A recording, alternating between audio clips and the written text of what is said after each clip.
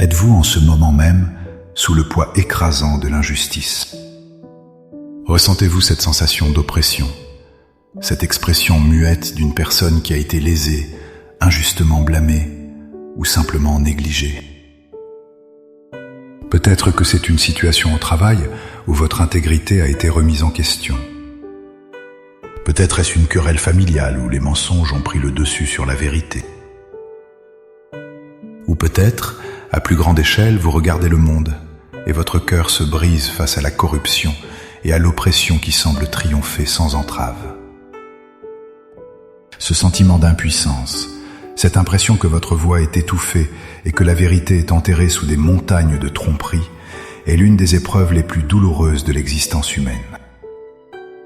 Comment réagir quand la justice des hommes nous fait défaut?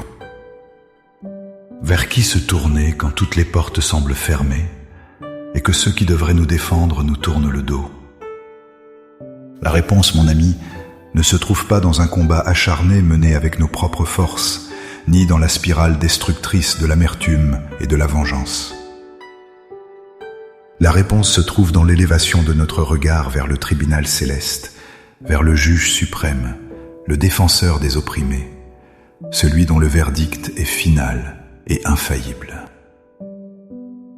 Il existe une prière, un acte de foi, qui consiste à déposer notre cause entre ses mains. Dans les instants qui suivent, je vous invite à faire ce pas avec moi.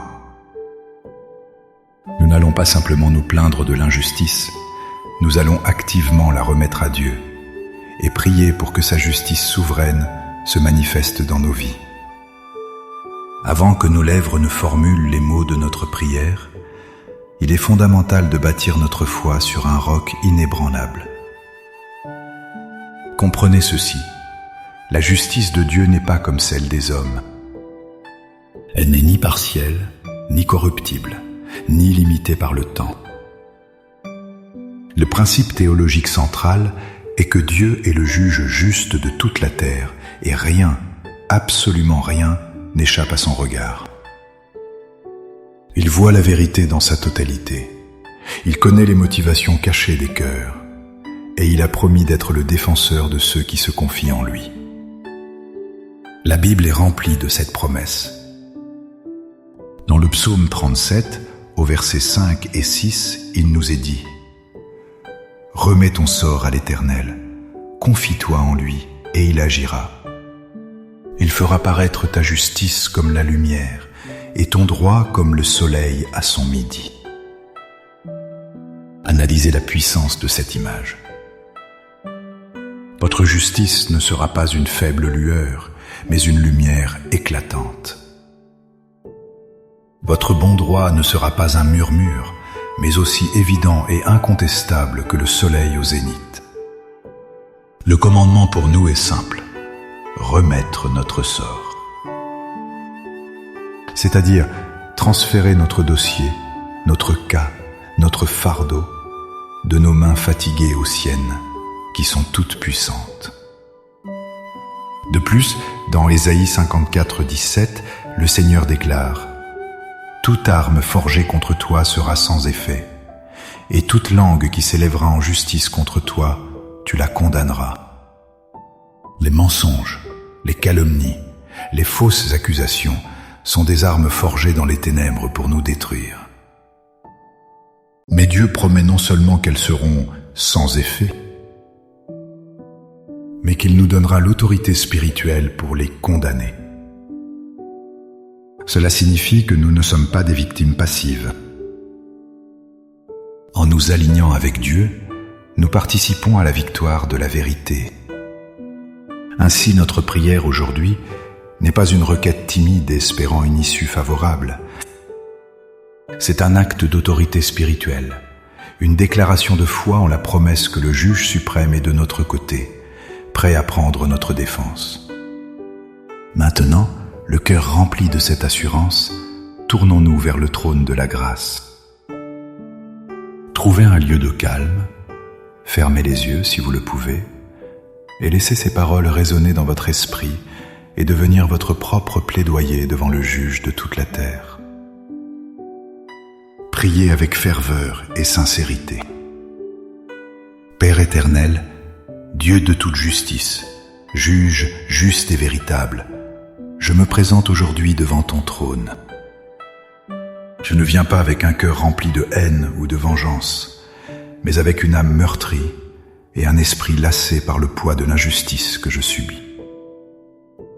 Tu vois tout, Seigneur. Rien ne t'est caché. Tu connais la vérité de ma situation.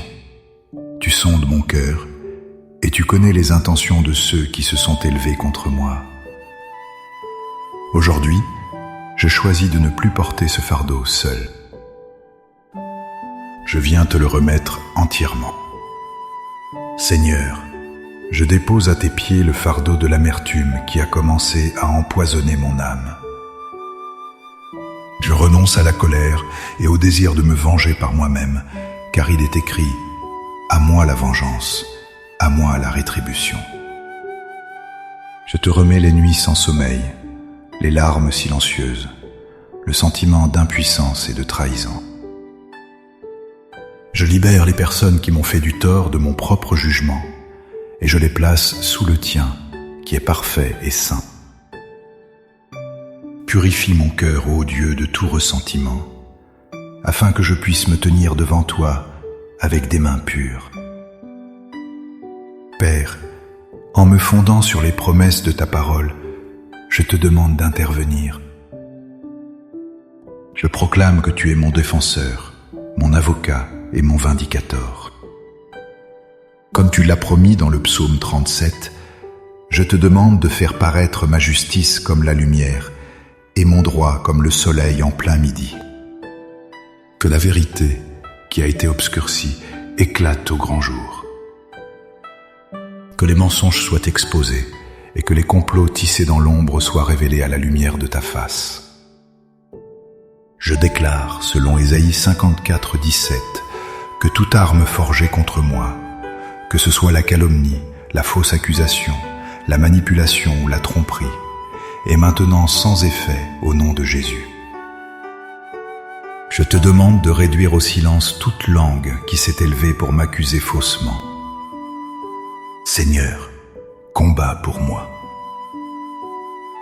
Confonds les plans de mes adversaires, non pas pour leur destruction, mais pour qu'ils reconnaissent ta souveraineté et ta justice. Et pendant que tu agis, Seigneur, fortifie-moi. Donne-moi la grâce surnaturelle de pardonner comme tu m'as pardonné. Accorde-moi la force de tenir bon dans la foi, sans fléchir.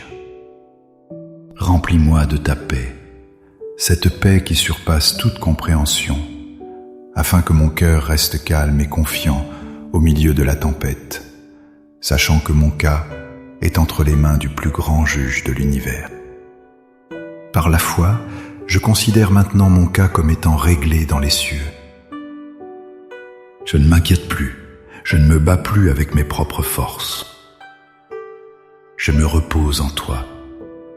Je remercie d'avance pour la constance, pour l'équité qui progresse et pour le succès déjà acquis.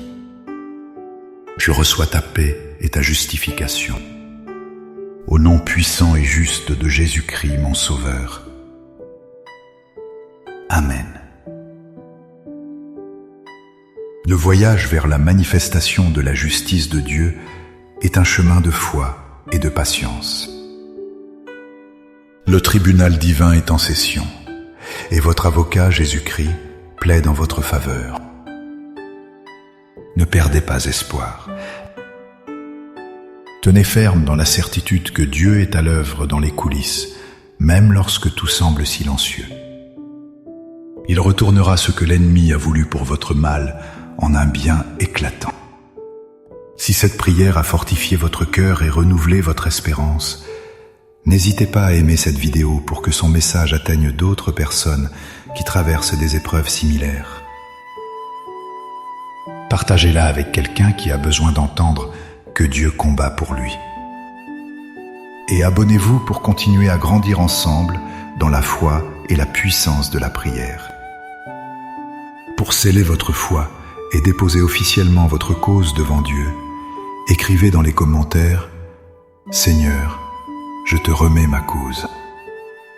Chaque commentaire est un acte de foi, une déclaration que vous cessez de vous battre par vous-même pour laisser Dieu prendre le contrôle. Que la paix du juge éternel garde vos cœurs et vos pensées. Soyez bénis et fortifiés.